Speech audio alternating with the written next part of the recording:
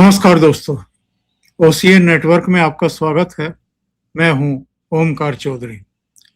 प्रधानमंत्री नरेंद्र मोदी पश्चिम बंगाल में हैं, अमित शाह पश्चिम बंगाल में हैं। दूसरे चरण के मतदान की अभी से तैयारियां कर रहे हैं, चुनाव प्रचार में अपने आप को झोंके हुए हैं। लेकिन उनके पीछे दिल्ली में एक बहुत बड़ा कांड हो गया, एक बहुत बड़ा घटनाक्रम हो गया। और यहां मोर्चा किसने संभाला? बस भारतीय जनता पार्टी मुख्यालय पहुंचने के बाद।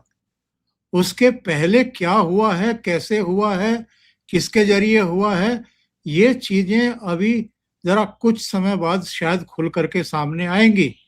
लेकिन आम आदमी पार्टी के राज्यसभा में जो 10 सांसद थे, उनमें से 7 राघव चड्ढा, स्वाति मालीवाल, अशोक मित्तल समेत और संदीप पाठक समेत 7 सांसद भारतीय जनता पार्टी में शामिल हो गए, जिनमें राष्ट्रीय टीम में खेल चुके, अंतर्राष्ट्रीय मैच खेल चुके हरभजन सिंह भी शामिल हैं, क्रिकेटर।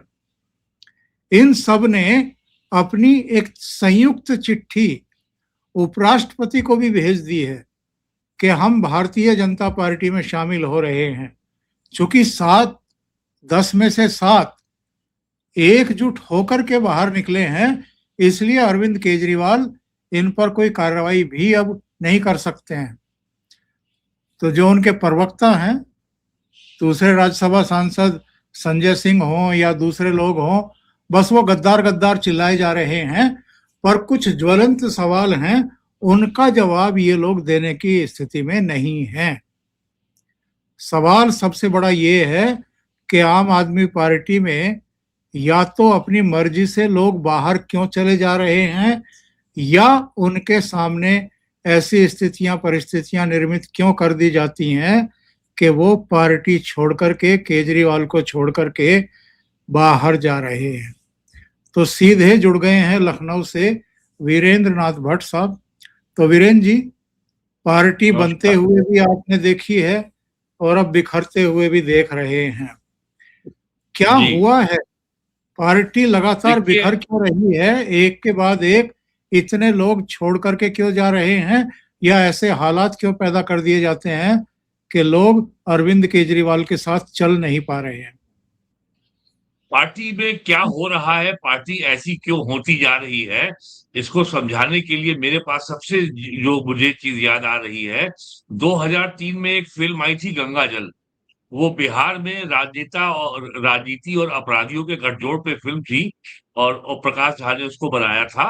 और उसमें अजय देवगन तेजपुर जिले के एसपी हैं। वहां पे एक डीएसपी साहब हैं जो कि अपराधियों से मिले हुए हैं, और एसपी साहब बड़े कड़क हैं जो होते हैं तेजपुर जिले के। तो जब भी कोई जो है जो जो जिले का यादव माफिया नेता है, उसके खिलाफ जब कोई कोई ठेकेदार जाता है, जब उसकी पिटाई होती है, तो जो डीएसपी भोलेलाल जी बोलते हैं, ये तो साला होना ही था। याद है आपको? ये उस फिल्म की पंच लाइन थी, ये तो साला होना ही था। तो यही आज आम आदमी पार्टी के साथ हो रहा है। जब 2004 में कांग्रेस की सरकार बनी थी और Sonia Gandhi super prime minister बनी थी, और उन्होंने मनमोहन सिंह के ऊपर एक नेशनल एडवाइजरी काउंसिल बनाई थी, उस समय जो है केजरीवाल इस नेशनल एडवाइजरी काउंसिल में शामिल होने को बड़ा बेकरार था।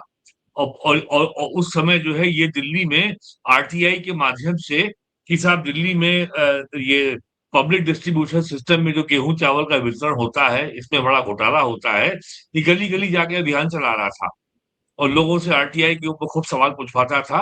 और आरटीआई को इसने एक मुद्दा बना दिया था ये 5, 6 या 7 में। तो खैर ये आ नहीं पाया ये नेशनल एडवाइजरी काउंसिल में। और वो भी सारा जो नेशनल एडवाइजरी काउंसिल में सारे जिहादी, क्रिश्चियन मिशनरी और अर्बन नक्सल ही उसके मेंबर थे। तो ये भी उसी का ये भी उसी इकोसिस्टम का हिस्सा है। तो ये वहां से बढ़ना शुरू हुआ। और आपको याद होगा 2014 का जब पार्लियामेंट इलेक्शन हुआ था, तब ये बनारस से प्राइम मिनिस्टर मोदी के खिलाफ इससे इलेक्शन लड़ा था। और ये देश के सारे उद्योगपतियों को चोर बेईमान कहता था। ये और ये मुकेश अंबानी को भी बेईमान कहता था, और देश के सारे टॉप नेताओं को बेईमान कहता था, और यहाँ तक कहता था कि अगर नरेंद्र मोदी को, सोनिया गांधी को, अखिलेश यादव को, मुलायम सिंह यादव को, शरद पवार को चुनाव में हरा दो तो देश में करप्शन दूर हो जाएगा, सब कुछ ठीक हो जाएगा। और जब ये और इसने नाटक, और ये जब दिल्ली का चीफ मिनिस्टर बना तो इसने एंटी करप्शन ब्यूरो के जरिए मुकेश अंबानी के खिलाफ एफआईआर भी करवा दी थी, जबकि एक स्टेट गवर्नमेंट को जो है किसी दूसरे स्टेट के बाहर कोई कार्रवाई करने का अधिकार नहीं है। तो इसने केवल जो है डंका पीटने के लिए, अपने को ईमानदार कहने के लिए, और ये अकेला नेता है जिसने नया नारा गढ़ा था कि हम कट्टर ईमानदार हैं। अरे भाई, कट्टर ईमानदार थे तो जो है अब आपका 50 करोड़ का शीश महल बनता है। इस देश में कट्टर ईमानदारी की जरूरत नहीं है। इस देश में नेताओं को, चाहे वो किसी दल का हो, सत्ता पक्ष में हो चाहे विपक्ष में हो, लोकतंत्र में दो बुनियादी चीजें जो मूलभूत चीजें होनी चाहिए, वो इस देश में बहुत कम है। पहला, ट्रांसपेरेंसी, पारदर्शिता, और दूसरा जवाबदेही यानी अकाउंटेबिलिटी। अरविंद केजरीवाल जो कट्टर ईमानदार थे, उन्होंने आज तक ये नहीं बताया कि उन्होंने किस अधिकार से अपने शीश महल पे 50 से 80 100 करोड़ रुपए का खर्चा किया, दिल्ली में जो बंगला बनवाया। क्या जरूरत थी? वहां पे आपने अपने हगने के लिए जो कमोड लगवाया है वही जो है 8-10 लाख रुपए का है, और आपने महंगे महंगे उसमें आपके रिमोट वाले पर्दे भी, 50-50 लाख के सोफे, और महंगे टीवी सेट। तो अरविंद केजरीवाल को जो सबसे बड़ा जो दावा था कि हम जो है क्राउड फंडिंग से अपनी पार्टी चलाएंगे, हम ये करेंगे, हम वो करेंगे, इन्होंने जितना डंका पीटा कि साहब मोहल्ला क्लिनिक खोलेंगे और एजुकेशन व्यवस्था का हम सुधार करेंगे, सारे स्कूलों में जो इन्होंने पैसा खर्च किया वो सारा जो है अब सीएजी रिपोर्ट्स में आया और सब घोटाला हुआ है। क्लासरूम बनने में बहुत पैसा खाया गया है। सबसे जो इन्होंने बड़ा पाप किया वो इन्होंने राष्ट्रीय एकता, अखंडता के साथ खिलवाड़ किया। और आपको याद होगा कि दिल्ली विधानसभा के 2019 में चुनाव के पहले जो इनकी पार्टी का पहले सदस्य था कुमार विश्वास, उसने यहाँ तक कहा था कि ठीक है, अगर अगर पंजाब देश से अलग होता है तो हो जाए, हम पंजाब के चीफ मिनिस्टर नहीं प्राइम मिनिस्टर बन जाएंगे। तो अरविंद केजरीवाल का जिस तरीके से जो प्रेमालाप था खालिस्तानियों से, ये बात तो आज जो है जो उनका संजय पाठक एमपी ने खुद ही कह दिया कि इन्होंने जिस तरीके से खालिस्तानियों से संबंध बनाए। तो आज ये जो है और एक फिल्म में किसी शायर ने कहा था ना कि निकले निकले थे कहाँ जाने के लिए, पहुंचे हैं कहाँ मालूम नहीं, इन भटकते हुए कदमों को मंजिल का निशा मालूम नहीं। तो आज अरविंद केजरीवाल को जो है अपने भटकते कदमों का निशा मालूम नहीं, वो जा कहाँ रहे हैं। और जो सबसे बड़ी बात अभी होनी बाकी है, पंजाब में अरविंद केजरीवाल की आम आदमी पार्टी की सरकार है। आप देखिएगा अरविंद केजरीवाल की पार्टी पंजाब में स्प्लिट होगी, और ये भी संभव है कि दिल्ली में भी इनके 20 एमएलए हैं, यहाँ भी पार्टी स्प्लिट हो सकती है। और अगर पंजाब में पार्टी स्प्लिट हुई, हो सकता है इनकी सरकार भी गिर जाए। हालांकि भगवंत सिंह मान का बयान आ गया है, उसने कुछ कहा है कि यहाँ ऐसा कुछ नहीं होगा। और दूसरी सबसे बड़ी बात है, अगले वर्ष फरवरी मार्च में उत्तर प्रदेश, उत्तराखंड के साथ पंजाब विधानसभा के भी चुनाव हैं। ये इनको बात याद रखनी चाहिए कि उनके सामने चुनौतियां कम नहीं है। और अरविंद केजरीवाल की मैं कल ही खबर देख रहा था कि वो आज या कल पश्चिम बंगाल में चुनाव पे ममता बनर्जी के पक्ष में चुनाव का प्रचार करने जा रहे हैं, जब उनके खुद के घर में आग लगी हुई है। और वो मंत्री और वो कनाडा में क्या क्या बचाएंगे ममता बनर्जी को। और ये आदमी ने केवल जो है सबको धोखा दिया और सबको गाली दी है। अब आज इसको ये मालूम पड़ रहा है कि राजनीति जो है ये केवल जो है जो इसके सीमा पार, इसको इसके बारे में तो कहा ही जाता है ये तो अमेरिकन फोर्स फाउंडेशन का प्रोडक्ट है, ये उसकी देन है। तो आज अरविंद केजरीवाल का जो पूरा खेल है वो बस एक दशक पूरा होते होते जो है खुल रहा है।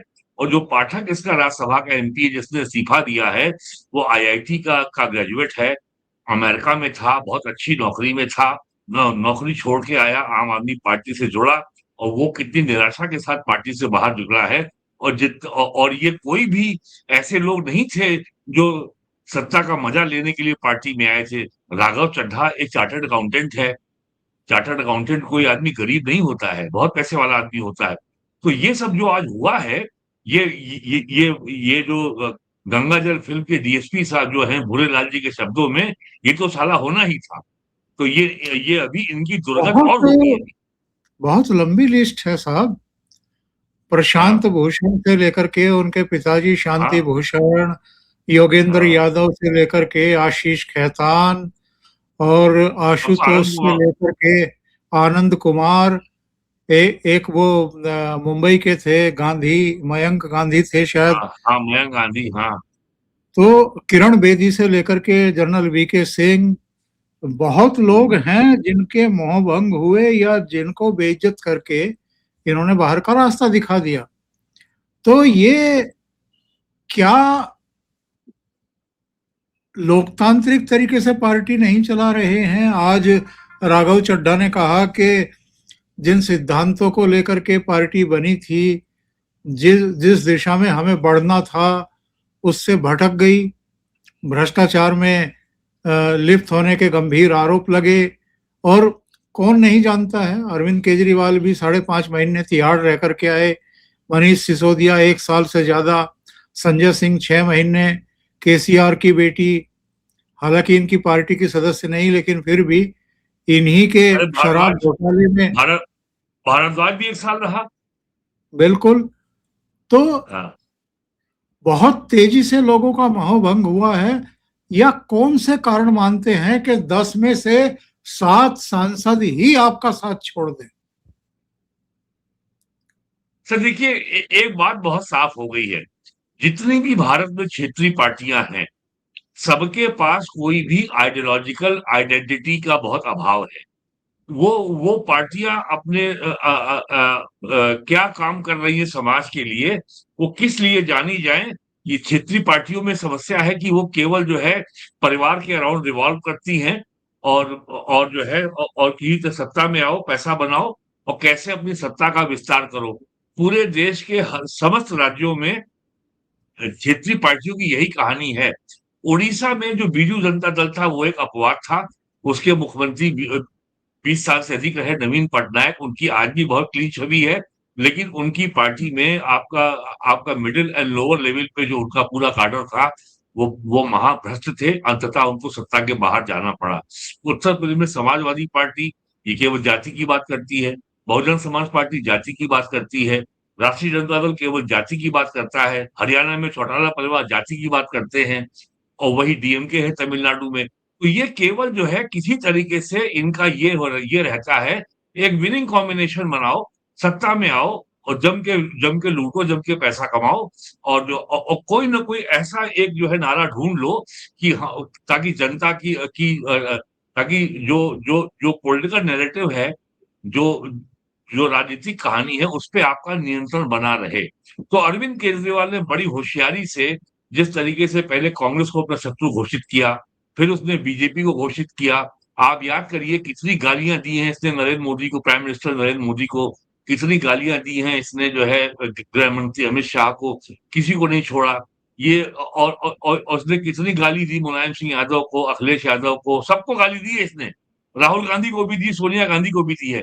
तो ये और इसी तरीके की जो एंटिक्स है, और जो गिमिक्री है, जो नौटंकी है, इसके चलते इसने 10 साल तक अपनी पॉलिटिकल स्पेस को इसने मजबूती से बनाए रखा। और प्लस दिल्ली के टीवी चैनलों को इसने भरपूर पैसा दिया। इसने करीब जो है साल में 1,000 करोड़ रुपया विज्ञापन का बिल था, जो कई करोड़, जो साल में 10 करोड़, 20 करोड़, 50 करोड़ रुपए तक का जो है विज्ञापन। और कुछ चैनलों को तो करोड़ों का विज्ञापन महीने में मिल रहा था। तो इसने ये इंश्योर किया कि किसी चैनल में, किसी टीवी चैनल में, या किसी अखबार में इसके खिलाफ कोई खबर नहीं आएगी। यही काम ये पंजाब में कर रहा है। पंजाब में इसके खिलाफ पंजाब केसरी में खबर छप गई, तो जीएसटी वालों ने पंजाब केसरी में जलंधर ऑफिस में छापा मारा, और 9 दिन तक जो है जीएसटी की टीम पूरे दफ्तर में उनके फाइलों की उलट पलट करती रही। पंजाब में मीडिया के ऊपर इसने कितना आतंक बना रखा है। दिल्ली में मीडिया कोई आतंकित कर नहीं सकता, तो इसने पैसे से मुंह बंद कर दिया। तो ये सारे जो जो जो जो, जो और जब ये सत्ता में आने के पहले जितने जो जो आइडियल्स की, आदर्शों की जो पुस्तक होती है, ये उसका एक एक पन्ना कंठस्थ करके आते हैं और उसको रोज दोहराते हैं। और जैसे ही सत्ता में आते हैं, फिर जो जो सिस्टम है वो इनको टेक ओवर कर लेता है, और ये सिस्टम को मैनिपुलेट करने में, कैसे उसका अधिकाधिक लाभ उठाया जाए, कैसे उससे सत्ता का आनंद लिया जाए, ये उसी काम में जुट जाते हैं। और अरविंद केजरीवाल भी कोई अपवाद नहीं थे। आप देखिए, मैंने तो जो है 80 के दशक में, 90 के दशक में जिस तरीके से समाजवादी पार्टी आगे बढ़ी, जिस तरीके से बहुजन समाज पार्टी आगे बढ़ी, 90 के दशक में जिस तरीके से लालू यादव आगे बढ़े, जब ये 1990 में चीफ मिनिस्टर बने थे, तो इन्होंने कहा बिहार के मुख्यमंत्री चीफ सेक्रेटरी से, "ए चीफ सेक्रेटरी, तुमको हम पंखा में टांग देंगे।" वहां लोग बड़े खुश हो गए कि ये तो बड़ा क्रांतिकारी मुख्यमंत्री आया है, ये तो अफसरों को पंखे पे टांग देगा। बाद में लालू ने क्या किया, it's history, it's known to everybody. तो अरविंद केजरीवाल किसी भी से भी जो है अलग या डिफरेंट साबित नहीं हुए। केवल एक अपवाद अरविंद सिंह केजरीवाल के साथ है कि अरविंद केजरीवाल की आम आदमी पार्टी देश की अकेली क्षेत्रीय पार्टी है जिसने अपने राज्य के बाहर जाकर के दूसरे राज्य में सरकार बनाई। आम आदमी पार्टी का आधार था दिल्ली में, लेकिन उसके बल पर उन्होंने सरकार बना ली पंजाब में, केवल अपने जो है कि हम तुमको वो फ्री बिजली और फ्री पानी, ये फ्री वो फ्री, फ्री फ्री करके इन्होंने कर दिया। अब देखिए और पाखंड कितना बड़ा है। केंद्र सरकार की जो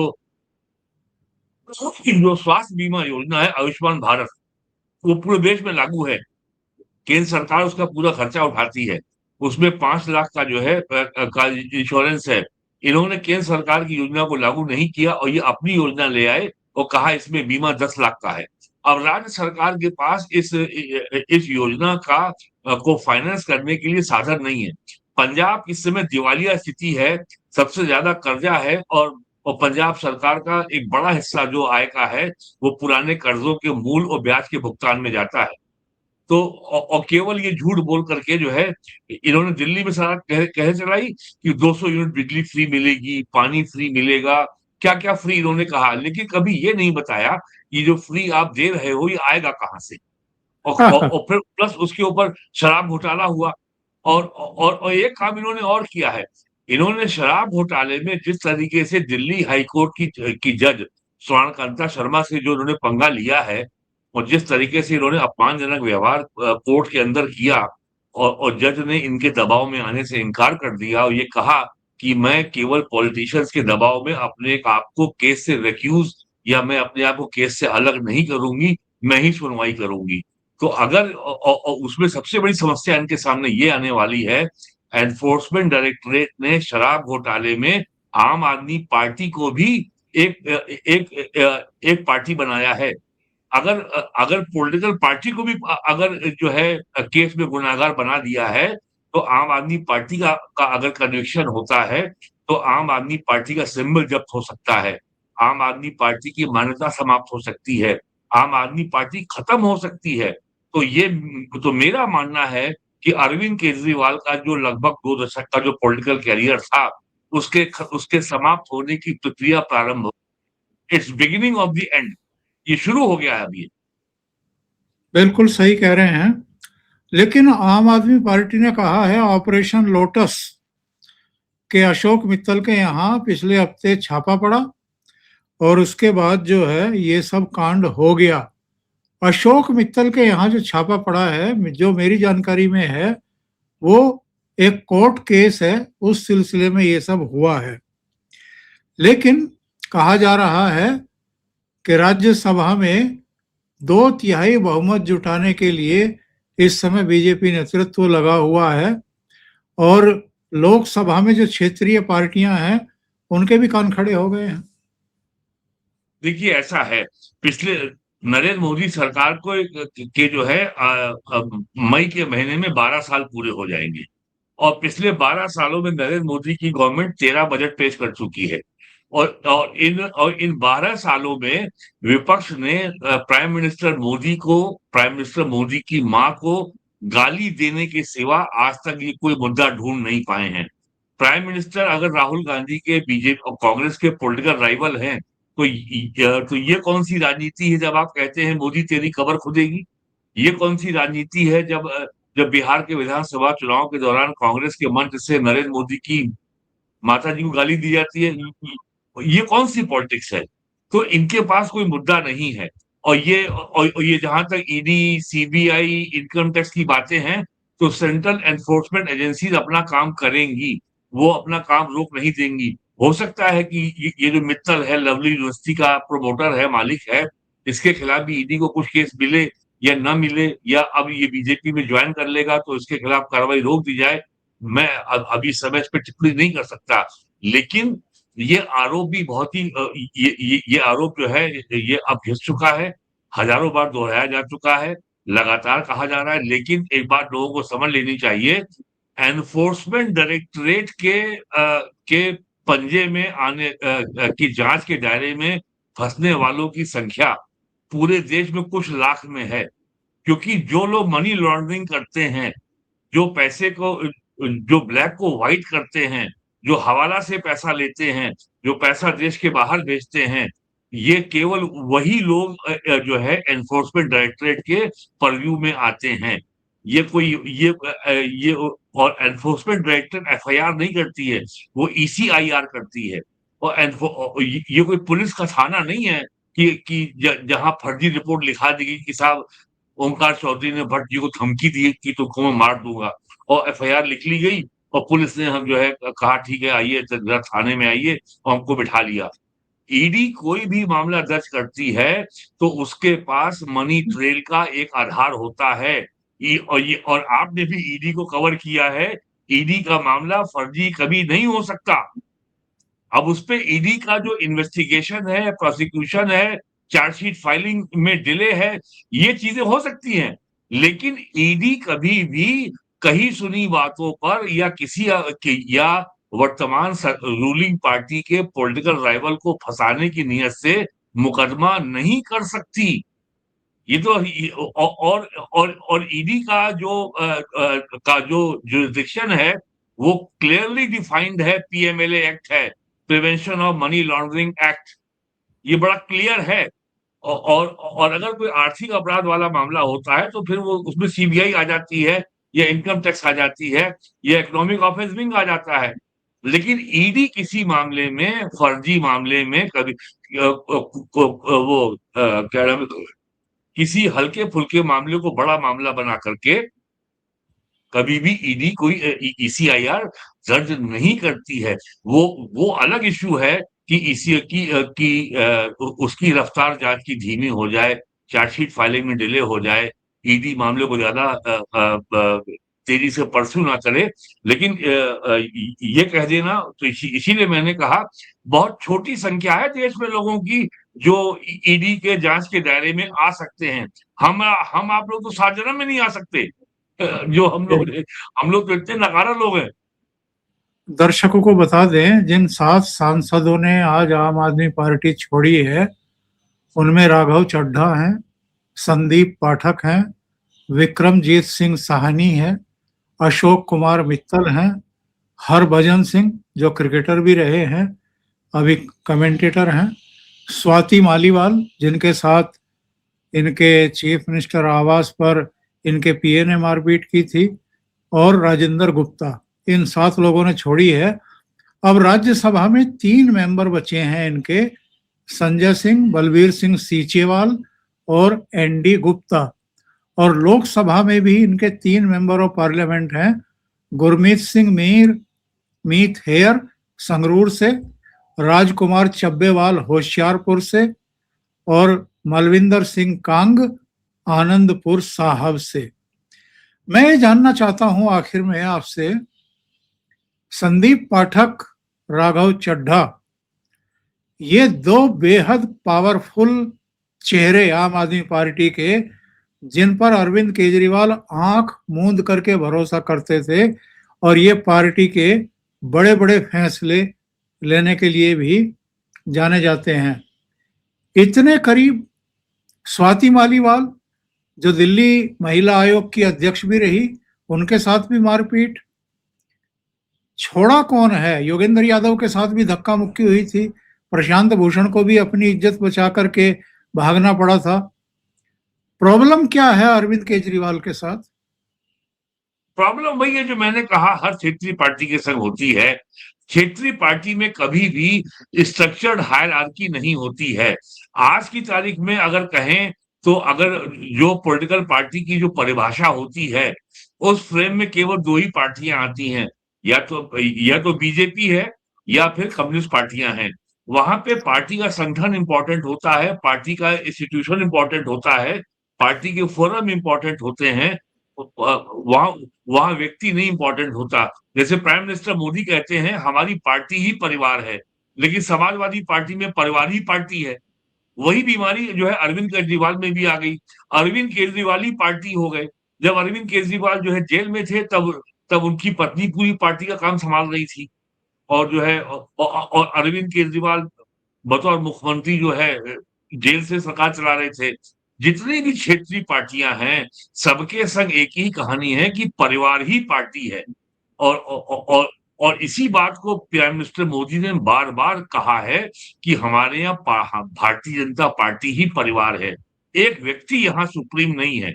अब आप देखिए, पिछले अगर आप 40 साल का इतिहास देखिए बीजेपी का, तो यहाँ कौन, जैसे जो वर्तमान अध्यक्ष हैं आपके नितिन नवीन, 45 साल की उम्र है उनकी। कौन था उनकी क्या क्या उनके पिताजी कभी बीजेपी के अध्यक्ष थे? तो ऐसा तो कभी रहा नहीं है। या या जेपी नड्डा अध्यक्ष थे, वो हिमाचल प्रदेश के हैं, नितिन नवीन बिहार के हैं, वेंकैया नायडू अध्यक्ष थे, बाद में उपराष्ट्रपति बने, वो आंध्र प्रदेश के थे। तो इतने ज्यादा जो तो इसका मतलब ये है कि भारतीय जनता पार्टी एक पॉलिटिकल पार्टी के रूप में एक इंस्टीट्यूशन की तरह काम करती है, संस्था की तरह काम करती है। और संसदीय लोकतंत्र की जो मर्यादा है, जो मान्यताएं हैं, उसके अनुसार अपने को उनसे संबद्ध करके और ये कहती है कि हम इसको मानेंगे और इसके दायरे में, इसकी मर्यादा, संसदीय लोकतंत्र की मर्यादा के दायरे में हम काम करेंगे। क्षेत्रीय पार्टियां किसी भी मर्यादा को नहीं मानती हैं, ये सबसे बड़ी समस्या है। और वैसे समाज में अगर ज्यादा से ज्यादा पॉलिटिकल पार्टी हैं तो अच्छा है, लोगों का जो है इससे पॉलिटिकल एम्पावरमेंट होता है, लोगों का पॉलिटिकल एजुकेशन होता है, लोगों के जनता के बीच में, स्टेट के बीच में दूरी कम होती है, स्टेट की संस्थाओं से जनता की एक्सेसिबिलिटी बढ़ती है, पहुंच बढ़ती है, सब अच्छी बात है। लेकिन ये क्षेत्रीय पार्टियां को एज ए पॉलिटिकल पार्टी जो काम करना चाहिए, जिस तरीके से उनको अपने आप को कंडक्ट करना चाहिए, वो करती नहीं है। और वो केवल वन मैन शो के रूप में सिमट के रह जाती हैं। और केवल एक व्यक्ति की पार्टी हो जाती है, बाद में उसके परिवार की पार्टी हो जाती है। पहले लालू यादव थे, अब उनका बेटा तेजस्वी हो गया। यूपी में पहले मुलायम सिंह यादव थे, अब उनका बेटा अखिलेश यादव हो गया। बहुजन समाज पार्टी में बहन मायावती जी हैं, अब उनका भतीजा आकाश हो जो है उनका उत्तराधिकारी डेवलप हो रहा है। तो केवल पार्टी से, पार्टी नाम की संस्था, पार्टी नाम का संगठन सेकेंडरी हो जाता है। परिवार का कैसे जो है हित आगे बढ़ेगा, परिवार का कितना भला होगा, परिवार को सत्ता में क्या लाभ होगा, रीजनल पार्टी के लिए ये टॉप प्रायोरिटी बन जाती है। और ये बीमारी अरविंद केजरीवाल में मुख्यमंत्री बनने के बाद ही आ गई थी। जैसे आप देखिए, जो लोग इनसे अलग हुए थे, वो तो सब 10 साल पहले अलग हो गए थे। और इनसे अलग होने वालों का सिलसिला जारी है अभी तक। और ये इतना बड़ा झटका है कि 7 एमपी एक साथ चले गए, और 7 एमपी राज्यसभा के गए हैं। यानी और आपने एक राज्य में जो वो भी पॉलिटिकल स्ट्रेंथ आपने अर्जित की थी, उसके आधार पर आपके एमपी राज्यसभा में आए थे। तो ये आपका दोहरा नुकसान हुआ है। और वो भी पंजाब से, पंजाब से, यस। जहां तो इलेक्शन होने वाला है और जहां हाँ, पर अगले साल। पार्टी की सरकार भी काम कर रही है, अभी तक तो कर रही है। भगवंत हाँ, मान को प्रेस कॉन्फ्रेंस लेनी पड़ी, कहना पड़ा कि सरकार मजबूत है। अगर सरकार मजबूत है कहना पड़ा, इसका मतलब ये हाँ, है कि मामला इसका डामाडोल मतलब ये है। है कि वहां पे पार्टी टूटने का खतरा है। और बिल्कुल ये सारे के सारे एमपी पंजाब से हैं, कोई केवल राघव चड्ढा दिल्ली का है, बाकी सब पंजाब के हैं। बिल्कुल। बहुत बहुत धन्यवाद वीरेंद्र जी जुड़ने के लिए और इतने नमस्कार। महत्वपूर्ण मुद्दे पर चर्चा करने के लिए। दर्शकों से निवेदन है, चर्चा अच्छी लगी हो तो लाइक का बटन दबा दें, वीडियो को शेयर कर दें, चैनल सब्सक्राइब ना किया हो तो चैनल को सब्सक्राइब कर लें। बहुत बहुत धन्यवाद। नमस्कार। ओके सर, नमस्कार।